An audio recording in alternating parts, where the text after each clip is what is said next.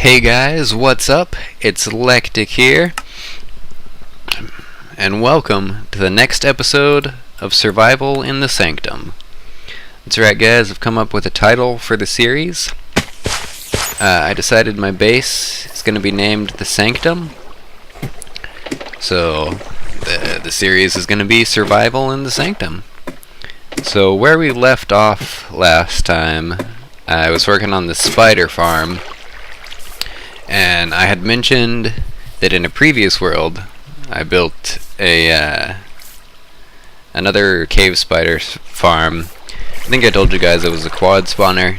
Turns out it was just 3. I was wrong. Sorry about that. But this is it here. This is my first world that I played in, and this spawner is convoluted and ridiculous. Let's just first take a look inside here. That's probably the best spawner placement in the area. The others just don't have a ton of spawning room around them, so they really only spawn 1 or 2 at a time. The next problem is that I am too close to the range of the spiders, so often they'll track me and try to climb up the walls and get stuck, like that guy over there. And then also, the AFK area is too far from the spawners themselves, so the spiders don't build up enough over there, so I kind of have to AFK in the room here, and then they all get stuck around that area, and then go all the way back up top and get out of range of them, so they stop tracking me and get pushed through the water. And then they fall down here and should be one hits. I'm pretty sure they are. Yeah. But a lot of the time, they climb back up the wall and get stuck at the top, or fall down again and just die immediately. So it was a pretty poor setup for my first attempt at a cave spider spawner farm. And that's what kind of caused me to hate working with cave spiders.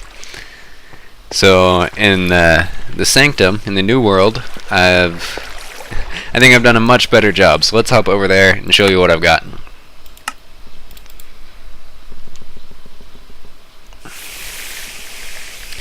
Now, this is just from about 10 minutes of AFKing. I think there's 200-ish? Yeah, about 170 there. And there's still a couple more flowing in. I'll show you how the killing mechanism works, and then I'll go over to the spawners themselves. So back here we just have a simple redstone clock going, and that brings them down to 1 hit. That guy's not going to get killed. How it works though, since the spiders track you when they get close and try to climb up the walls, they come down to this space and then move up into the 1 block gap there, and they're all just stuck and piled up, so you can kill them all easily. This farm uses TNT. So unless you already have a hostile mob spawner in your world, you'll have to come up with a different killing method if you want to build one of these.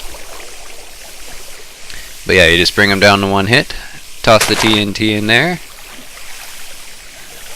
light it, switch to my looting sword, and there they go. Now it does produce enough items that the hopper doesn't suck them all up. The hopper sucks up 5 stacks. Oh, that wasn't too bad. I usually let the spiders build up to around 300, which really only takes about 15 minutes. Anything more than that creates so many drops when I kill them that the lag is just tremendous. It's unbearable. So whenever I'm AFKing, I gotta keep a close eye and keep checking back every few minutes and make sure the mobs don't get too high. A neat thing about this is the XP is kind of trapped in there, and you don't get it unless you're standing in that spot. So you could just hang out there until you get up to level 30, go do your enchanting, and then come back and collect the rest, so you're not really wasting XP. I have 55 levels just because I thought it would be fun to collect a lot of it. I've already repaired most of my gear. Also, I thought it would be a fun idea to name my pieces. I haven't really been able to do that previously because it's sort of expensive. So now that I have a pretty good setup here, I've been naming my stuff. There's not too much so far. The pick that I used to clear out the spawner room, I named it Ariados after the spider Pokemon. And then the last leg, I actually was going to use that in an item frame in the last episode, but now that it's pretty easy to get experience, I went ahead and just repaired that up one more time and renamed it, and now it is actually on its last leg. Then we got the Wood Muncher and Kyle, the sword. So I don't think I'm gonna do much of any building in this episode. I thought I'd go back, show you what I got done on the storage area, and then show you my hostile mob spawner since I haven't done that yet, and try not to get stuck in the doors. It's probably pretty dark in here on YouTube, but this is just the spawner room. This block right here is like the perfect distance from each of the spawners, so that they are going at regular intervals, and they'll always drop 3 or 4 spiders, so it does build up pretty quick. And then it's just a very short ride back to the base.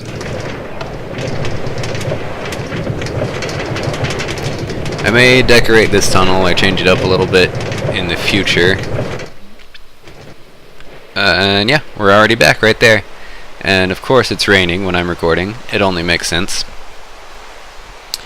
So I have all of the storage in now. I haven't done the redstone on the top part yet. Oh, I'm in a hole. But these just pop open like so. Got most of my item frames on there. Everything that I have has a spot so far except for this last chest. I still got to get this stuff kind of sorted out. Not too sure like where I'll put certain things. I think I'll create a chest over here that's just for mob drops from the nether. This is sort of the mob drop section. And then I told you all last time over here is the everyday use stuff. And then sort of a block library on the top. So these are like the main materials I use for the base, and then various other blocks and things over there. I put this sign up. It's not going to last too long though. It's only temporary. Don't worry about it, guys. Alright, sorry about that, guys. I just remembered that I took some stuff from the spider spawner that needs to stay there. So now we're going to go check out the hostile mob farm, which was like the first thing I built over here. And it's just beyond the horizon there. It's a very short walk through the nether. When I started working on this base, I knew that I wanted to make it a very huge hole. Oh! Hello. What you doing, pig? How did you get here? That's not Tyler, is it? Oh, that's so weird.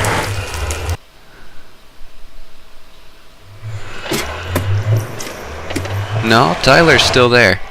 That guy over there wandered into my base one day when I was still blowing up all the TNT. I want to let him like live here and roam around, but it was super dangerous at the time, so I built him that little floating pen, and I got a name tag and named him Tyler. It's very strange though. I don't know where this other pig came from, how it got up here. That doesn't make any sense. I'm gonna have to lure him back into the base and give him a home as well. Oh, that's so weird. Like, there's no way he could have gotten up on top of the tower. I don't understand it. Okay, yeah. So I knew I wanted to make a huge hole for my base, and I was gonna use a ton of TNT for that. So I made sure the first project was to build a hostile mob spawner so I can get tons of TNT from the creepers. It's been a while since I've done testing on this to see the drop rates, but I want to say it was somewhere between like 6 and 8,000 drops per hour. So I guess we'll just start here with in sort of the center of the spawning area. Each of these stone blocks here is just huge spawning pads, and then got a redstone hopper clock down there that sends out a pulse and then splits it into 2 pulses that goes to hoppers with water buckets, not hoppers, dispensers. So the first pulse, they let out their water, push all the mobs off, and then the second pulse causes them to pull the water back. Then all the mobs flow through and down to the center chamber there, where they fall through the lava and hit the bottom. And for some reason, whenever the chunks have been unloaded and then I come over here, there'll be stuff that hasn't been killed in there. And that's what this is for. Usually things that are fully armored don't always die, and then witches with their fire resist potions. And then, yeah, just turn that back off. So they fall through the lava, hit the bottom, and then burn up the rest of the way. All their drops are collected here. And then I don't have any fancy sorting system or anything, so I just pop them in the chests over here by hand. And then that's for a trash can, because I don't have any overflow protection on it. So the collection area is pretty generic. And then all the water around the entire thing, yes, it does look cool, but it serves a purpose. This farm is Enderman friendly. So the Endermen spawn inside, and then they, whenever the water comes on to push them out, they'll immediately try to teleport away. But because of all the water and then the glass placement up here, there's not a single space anywhere on the farm that they can teleport to. So they get pushed by the water, taking damage all the way, and then end up standing on this hopper with their heads pressed against the slabs there so they can't fall off. And then the hoppers collect any ender pearls they drop, and they go in there. I've actually cleaned that out recently, so there's not too much in there. So that's how I get all my ender pearls, since I don't have an end farm yet. And this has been a very useful build. It took a few hours to get it set up, and then a few more hours just collecting all of the stone for it. But I'm so glad I did. It probably saved me a ton of time in the long run digging out the hole in the base. And you know, I've got a few ender pearls to go around.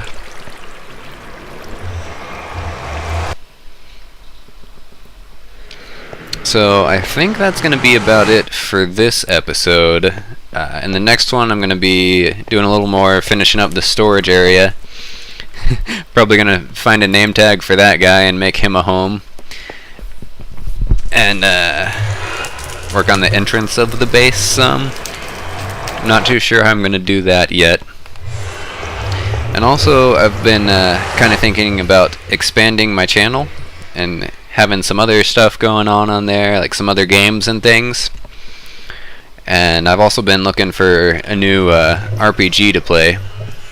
I've always been an RPG fan and just haven't been playing anything for a while. So I've been doing some research, and I'm actually in the process of downloading Divinity 2 right now, which came out like 5 or 6 years ago now. I think it was about 5.